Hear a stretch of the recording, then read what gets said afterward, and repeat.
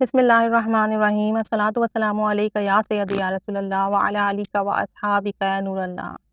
ایک خاتون کہتی ہیں، اپنا خواب بیان کرتی ہیں کہ میں ایک رات درود خضری پڑھتے پڑھتے سو گئی۔ کیا دیکھتی ہوں کہ گھر سے کہیں دور جا رہی ہوں۔ رستے میں مجھے والد اور والدہ ملے جو کہ اب اس دنیا میں نہیں ہیں، یعنی ان کے والد اور والدہ فوت ہو چکے ہیں، اور خواب میں وہ اپنے والد اور والدہ سے ملاقات کرتی ہیں۔ اتنے میں تیز بارش شروع ہو جاتی ہے۔ میرے والد مرحوم مجھے کہتے ہیں کہ چلو شیڈ کے نیچے آ جاؤ، لیکن میں گھر جانے لگتی ہوں تو منع کر دیتے ہیں اور کہتے ہیں کہ اس شیڈ کے نیچے سے مت نکلنا۔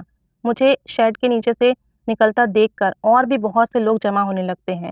اچانک بارش شروع ہو جاتی ہے اور اتنی تیز بارش ہوتی ہے کہ ایک سیلابی ریلے کی شکل اختیار کر لیتی ہے۔ یہ دیکھ کر میں نے سوچا کہ بس اب دنیا ختم ہونے والی ہے۔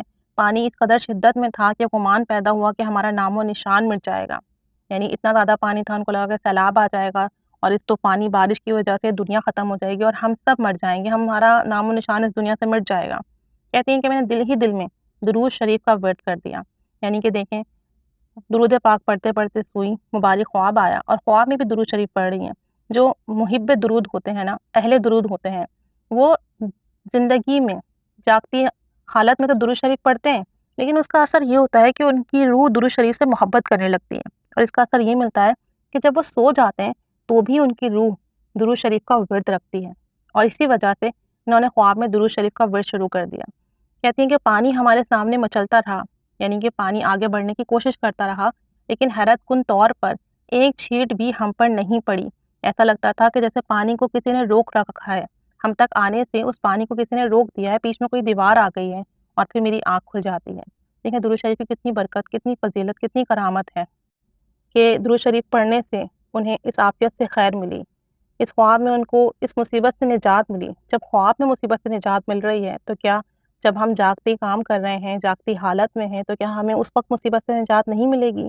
شرط یہ ہے کہ آپ جو درود پاک پڑھتے ہیں، چاہے وہ کوئی سا بھی صیغہ پڑھتے ہوں، اس کو آپ کتنی محبت سے پڑھتے ہیں۔ درود خضری تو نور علی نور، درود خضری تو نہایت ہی فضیلت والا درود شریف ہے۔ نبی کریم صلی اللہ علیہ وسلم کی بارگاہ اقدس میں مبارک اور پسندیدہ درود پاک ہے۔ اس درود پاک کو ورد کرنے والے کو تو نہایت ہی اجر و ثواب ملتا ہے۔ خود حضرت خضر علیہ السلام یا نبی کریم صلی اللہ علیہ وآلہ وسلم تربیت فرماتے ہیں، تو کیا ہی بات ہے کہ اگر درود خضری ہی ہمارے معمول کا حصہ ہو۔ لیکن اگر ہم درود خضری نہیں بھی پڑھتے ہیں اور کوئی دوسرا درود شریف ورد کرتے ہیں، چاہے وہ کوئی سا بھی صیغہ ہو، ہر صیغہ نور ہے۔